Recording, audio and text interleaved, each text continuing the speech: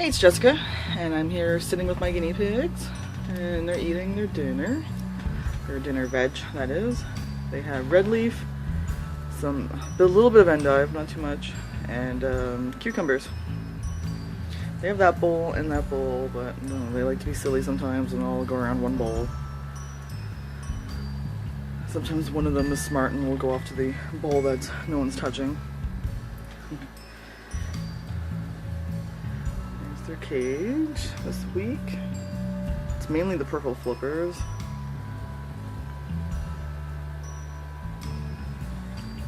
So yeah, I just wanted to talk about what you should know before you get a guinea pig, and then like supplies, what you need, you know. So basically what you should have and what you should think about before you get a guinea pig, or therefore two.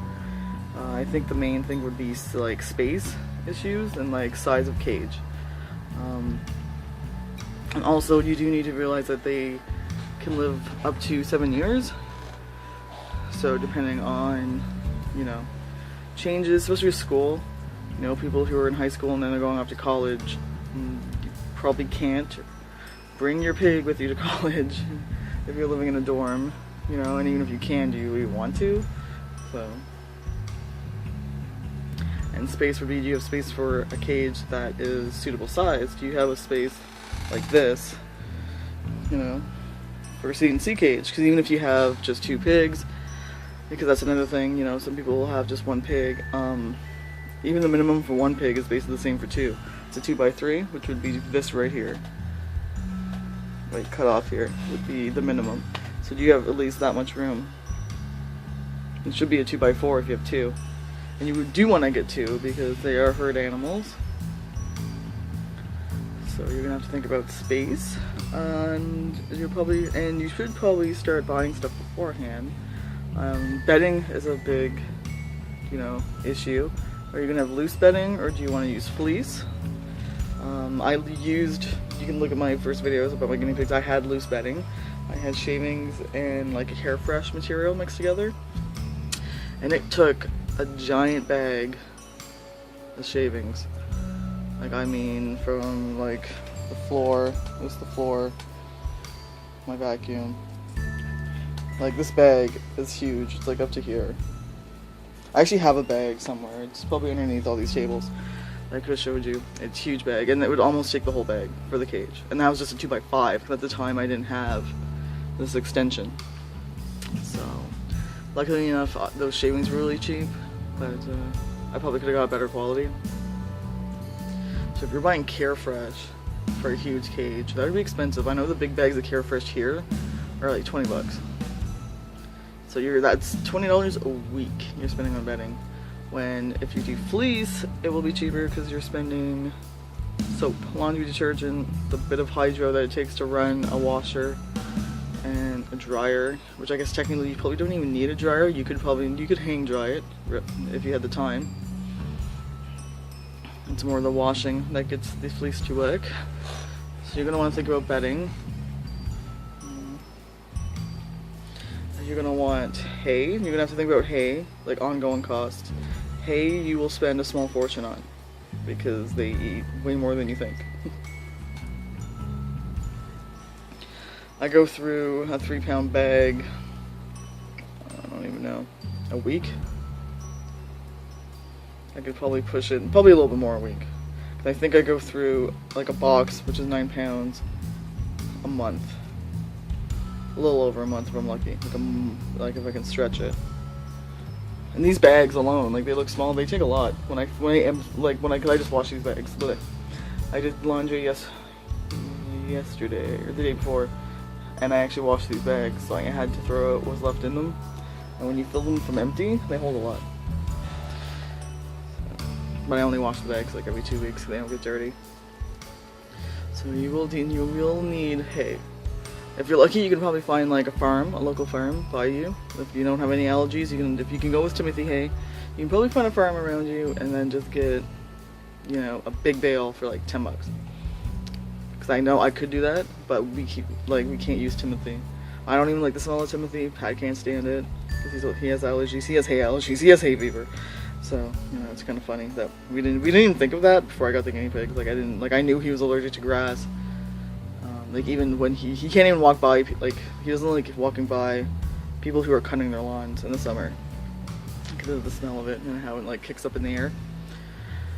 So, yeah, but he's okay with this hay, which is orchard grass, and that's why it's more expensive, because I have to buy it online. I still got pretty cheap stuff right now. I'm not out of it. I stocked up on the stuff that I found, so that's good. Pellets, you're gonna have to think about. Pellets only make up a small amount, though, of the guinea pig's food. They're purely vegetarian, no meats, nothing like that. They need the hay unlimited at all times, so that's their main food. And then they need vegetables, and I give them, as you can see, they get 2 bowls twice a day, which is probably more than enough, but they only get, you need 1/8 of a cup of pellets per pig. It's 1/8 of a cup is like a couple of tablespoons, I think. I think it's 2 tablespoons. So it's really nothing. And it's hard. I know I see videos of people who have a full bowl of pellets in their cage, and you can tell that it stays in the cage like all day. I know it's hard to be like, oh, you know, only give an animal that's such a small amount of food, but technically, like, look how small they are. Their stomachs are tiny. And second of all, they have hay at all times. My pigs aren't starving. They have hay. They're hungry, they can eat hay. And then they get their lettuce. There's no way that this does not fill their small stomachs. If you saw how full these bowls were. Like, they're full bowls. They're supposed to get 1 cup, I think, per pig a day. They probably get, I don't know if they get more than that. It's hard to judge. It's a lot of lettuce, so I don't find it's a big deal. You can even go pelletless. Some people go pelletless because they have to for certain reasons, which means you have to definitely feed a lot of vegetables. But I'm Canadian. Most people won't even know the brand, but I use Martin Little Friends pellets. They're quite similar quality to Oxbow, but they're cheaper, so that's why I use them. My pigs like them, and they're a bigger pellet than the Oxbow. I would get Clay Mamas if I lived in the States, but I've already looked into shipping, and it's too expensive.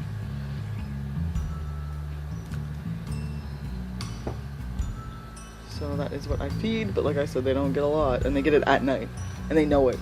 When I do my vacuum at like 9 o'clock tonight, they're gonna start weaking, and that's when, because they know that after I vacuum, they get their pellets, and then I refill their bottles at that time too, so they know. I think this video is gonna end up being all over the place, even though I did kind of write a list down. What were we talking about again? Guinea pigs. So yeah, you're gonna want the cage set up obviously before you bring them home, because that would be kind of stressful to bring guinea pigs home in a carrier or whatever you have them in, and then not have the cage set up. Even I had my cage set up. It was just kind of rush. My first video with my Trixie and Abby in it, you can see the room is a mess. We had to move everything around and then build the 2x5. But it got done, and what was worse is it was like Christmas. It was Boxing Day.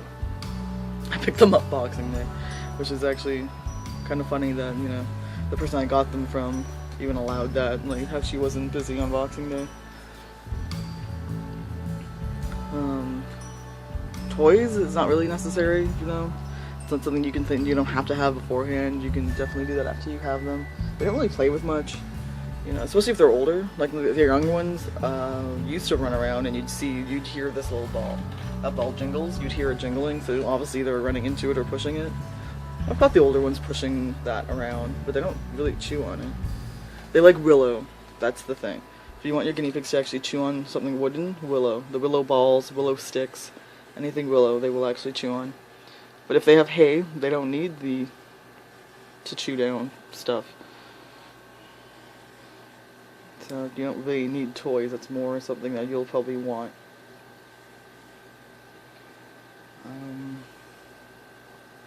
You're probably going to want to think about vets. Like, I knew ahead of time that I live in a small town and there is no exotic vet. One of them comes in, because I found this out from a friend who has dagoos. There's an exotic vet that comes into town once a week. So if there's an emergency, I'm pretty much shit out of luck. Excuse my language. But, yeah. And, cause she has 3 Dagus, and they're boys, and they all fought, and one of them got hurt. Not too badly, but bad enough that she had to bring him to a vet. And that's how she found out that one comes up from Ottawa once a week, I guess. I don't even drive, so that makes it worse.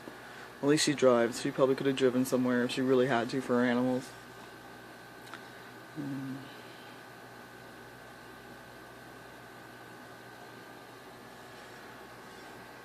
Other than that, I don't know where else an exotic vet is. I haven't had an emergency happen where I needed to inquire about one. But you should definitely know where one is, because you're not going to want to bring them to like a regular dog and cat vet. Most of them probably won't even take them. But if they do take them, they're probably not going to know what they're doing with them. She's picking out. Where's Trixie? Right there. So that's a good thing to know as well. Vegetables are pretty easy, you know, and you can look that up online. That's another thing. You should, before you get any animal, you should really research it. There's, you know, a lot of Guinea links. I'll put everything. There's gonna be like a bunch of links to in the description to this video. Guinea links tells you everything and anything about, like, even like, what am I trying to say? Like, even emergencies.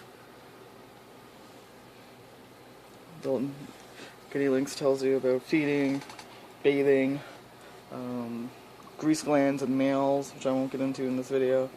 Just everything. If you think your guinea pig's sick, stuff like that.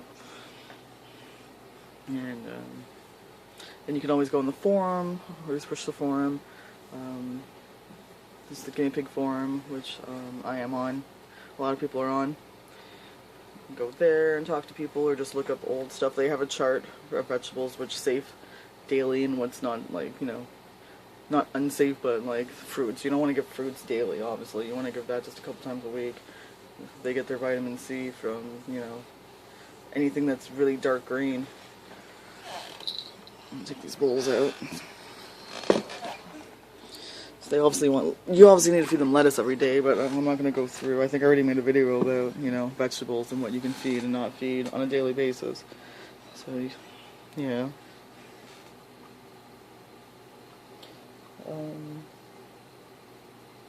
Going on with hay and pellets.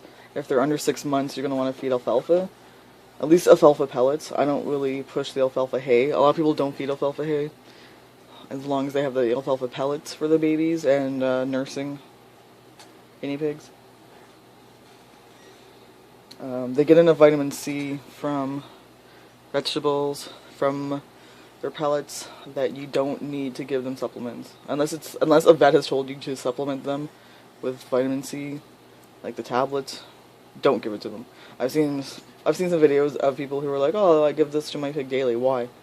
Like, they give and they're showing their diet. The diet is fine how it is. In their video, they're showing what they feed their guinea pigs, and they feed them all this vegetables and everything. So if they're eating all these vegetables, then you don't need to give them a vitamin C tablet on top of the vegetables. Unless, like I said, maybe your animal if you got a rescue that used to have scurvy, which would be the lack of basically no vitamin C, there might be issues where you do need to give your animal a vitamin C tablet along with their vegetables. But if your guinea pig's healthy, you know it has no issues with vitamin C, don't give them a supplement. Definitely don't give them water supplements, the drops. It makes the water gross. They're not going to want to drink, which is not good. And it doesn't even stay in the water. It degrades in the water, and then they're not even getting the vitamin C anyways. It's a waste. So,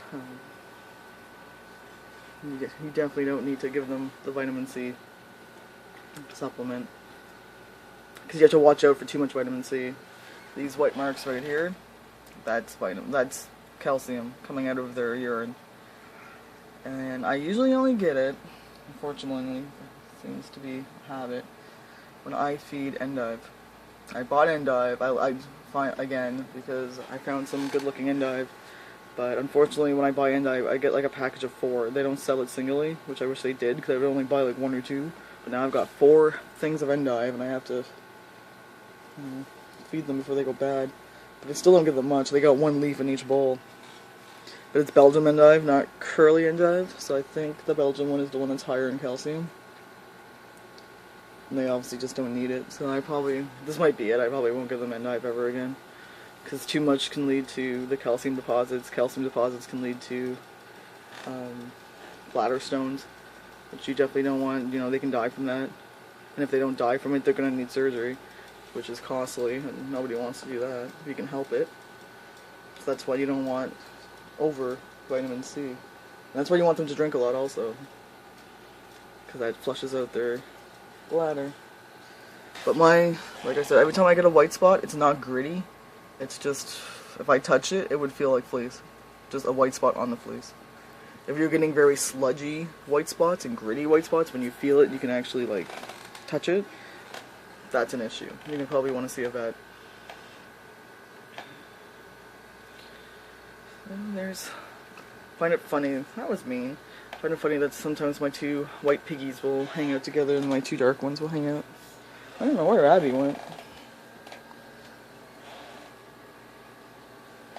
I have no idea where Abby went. It's weird how you lose a pig in a cage that is only a certain size. She's not in there. The bungalow. No idea. Maybe she's in there. Hello?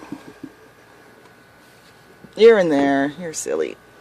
I think Pat vacuumed before he went to work. I had to work in the morning at 8, so I can't vacuum then when I wake up. But he worked at 12, so I think he vacuumed in the morning, so it doesn't look that bad. Yeah. You're so cute, Lily, but you never let me touch you. She never lets me touch her. She's the first one to run away, and she's the loudest during the weeking. She sounds like a bird. So high-pitched.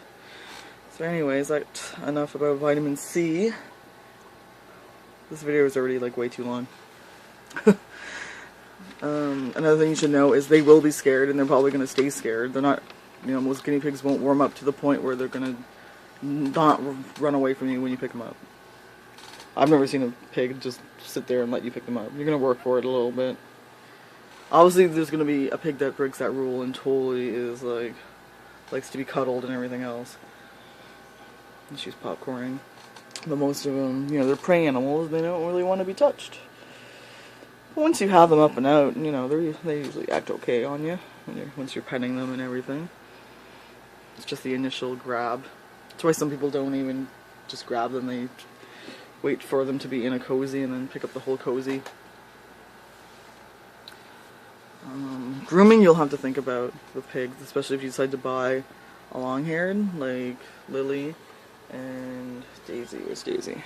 They've both had a haircut. I have a haircut video. Hers looks like it's already grown in. She's a really fast grower and much longer than Lily. But you're going to want to cut them. Not because they're hot, but because of mats. Like, you're going to want to at least keep the butt trimmed. And then, if you want to keep the last long, you're going to have to keep it brushed then to not get knotted. I just cut it all off. I find this easier. It's still cute. They still look cute. Trixie and Abby are Abyssinians, so they are, you know, fluffy, but they're not long where I have to cut and worry about it.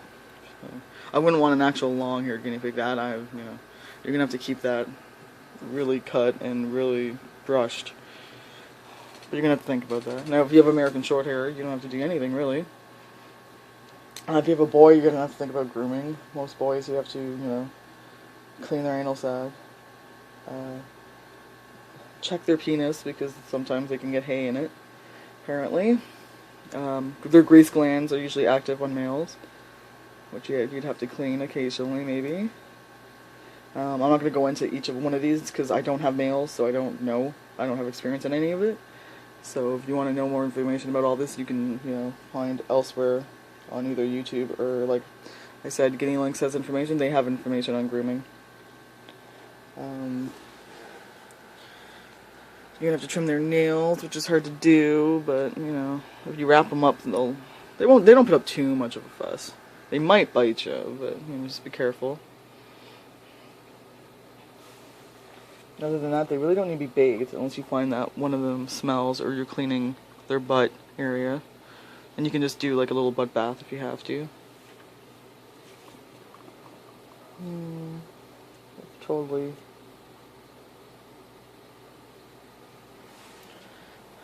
Didn't stay in order of what I wanted to talk about. Just watching Lily now because she's running around, popping and making cute little noises, which I'm sure you can't hear. So other than that, what else do you definitely... Well, what you definitely need for guinea pigs is obviously hides. You know, like I said, you don't really need toys right off the bat, but you're going to need a couple of... If you have 2 guinea pigs, you're going to need 2 hides. So they can both have one. You're going to want at least 2 water bottles, just in case they decide to be really dominant and one has one water bottle, the other has the other.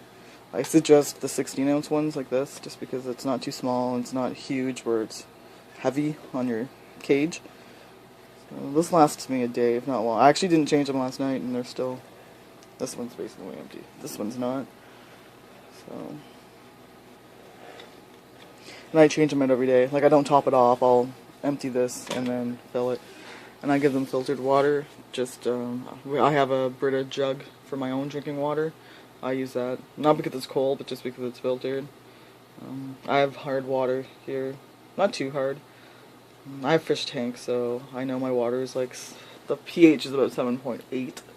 So it's on the hard side, which usually means more calcium in the water. And it's just, you know, more... I don't need the excess calcium. My pigs don't need it. So that's why I give them the filtered water. I give the hamsters now filtered water, too. So, yeah. This is now a 20-minute video, and I'm going to try to shut up now. If you have any more questions specifically, since I bounced all over the place, go ahead and ask. Probably have the answer for you. And no, I wasn't going to push, you know, you should get your pigs at, you know, rescues and shelters, not, you know, pet stores. People buy from pet stores, doesn't matter what anybody says. I got Lily and Daisy from the local pet store, even though I knew better. Like, I got Trixie and Abby from Kijiji, so, you know, which you can also do, like Craigslist and everything. But I got them too from my local pet store, which is, I find, still better than PetSmart. I don't think I'd ever buy a guinea pig from PetSmart, even though the PetSmarts in Ottawa don't seem to be as bad as the American ones. Like, they don't even mix sex. Like, a lot of people talk about how they mix sexes up in PetSmart and stuff. They don't in Canada, at least not in Ottawa, because each store carries different sexes. I don't know if they'd sell a female that's already pregnant, because even if they sex it right, maybe the people that get them from don't. But I know the PetSmart I always go to in Ottawa sells only males. Everything's a male. The guinea pigs they have are males, the hamsters they have are males, the gerbils they have are males, the mice they have are males.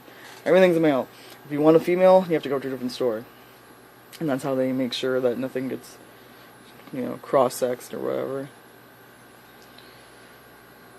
But my local store, I'm not sure exactly where they get their guinea pigs from. But I got both Daisy and Lily there. They're both healthy. And cute little babies, so, you know. It happens, especially when I live in a small town and, like, there's one rescue, but they don't usually have guinea pigs. So, I'm not pushing, I don't push you have to, you know, get a rescue pig, but I'm definitely anti-breeding. You definitely don't want to buy male and female purposely and breed them.